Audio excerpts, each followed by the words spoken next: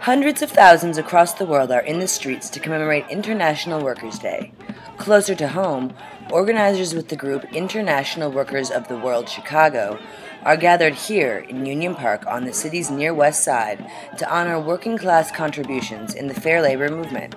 About the 8-hour workday, I mean, right here in Chicago was like a pivotal battleground for the 8-hour workday. In the 1890s, it was the Battle of the Viaduct, where down in Pilsen, factory workers were going on strike, specifically to demand an 8-hour workday. And of course, the bosses and the city government sent the cops out, and there was an actual battle. And the workers, armed with bricks and tools, drove the cops off, but it didn't stop the cops from killing any number of workers. So, remembering those sacrifices and celebrating the victories.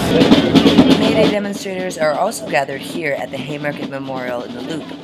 This sculpture was dedicated in 2004, and for many, it stands as a symbol of Chicago's historic role in May Day observances. It's a time also to commemorate the Haymarket martyrs, who in the late 1800s were people who were fighting for the 8-hour day and for union rights, and were put on trials, and the majority of them were hung. It was a set-off of a lot of radical organizing, a huge burst in union activity, and since then it's been commemorated as a time that people come out, remember, and show support for continuing to do that. But May Day demonstrators aren't just celebrating past victories today.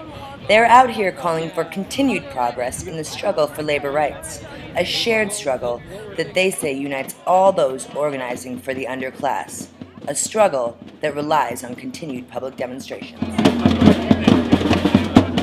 These movements don't happen because some politician felt bad or guilty or was like, oh, you know, we should labor laws, we should make kids work. No, it happened because hundreds of thousands of workers hit the streets and demanded it. And as another May Day draws to a close in Chicago, organizers here plan to keep fighting for fair labor and immigration rights as long as they must. For Good Day to Paul, I'm Emily Brosious. This land was made for